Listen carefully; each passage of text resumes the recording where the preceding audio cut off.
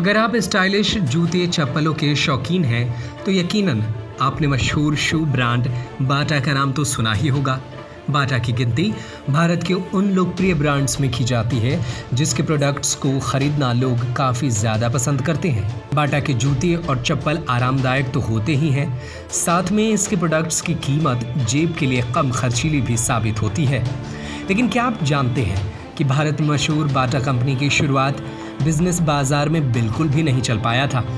फिर ऐसा क्या हुआ कि बाटा भारतीयों की जुबान का सबसे चर्चित ब्रांड बन गया? आप में से बहुत लोगों को लगता होगा कि बाटा एक स्वदेशी यानी भारतीय ब्रांड है, लेकिन आपको जानकर हैरानी होगी कि ये एक विदेशी ब्रांड है। जी हाँ, आपने बिल्कुल सही सुना। बाटा की नींव आज 126 साल पहले 24 अगस्त 1894 को चेकोस्लोवाकिया में रखी गई थी। इस ब्रांड की शुरुआत करने वाले शख्स का नाम थॉमस बाटा था, जिन्होंने अपने सरनेम पर ही कंपनी का नाम रखा था। थॉमस बाटा का जन्म चेकोस्लोवाकिया के एक छोटे से गांव में हुआ था, जिनका बचपन बहुत ही गरीबी और आर्थिक तंगी के बीच गुजरा था।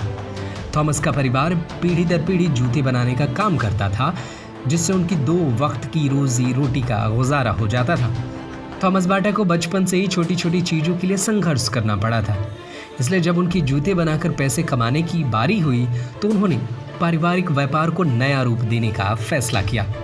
थॉमस ने पीढ़ियों से चले आ रहे जूते बनाने के काम को बिजनेस में बदलने की ठान ली थी, जिसके लिए उन्होंने गांव में ही 2 कमरे को किराए पर ले लिया।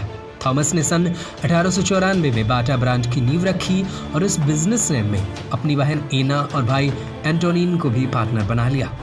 थॉमस और उनके भाई बहन के साथ मिलकर अपनी मां को भी अपनी कंपनी में शुरू करने की बात पर राजी कर लिया, जिसके बाद थॉमस की मां ने उन्हें $320 में जूते सिलने वाली 2 मशीनें खरीद दी।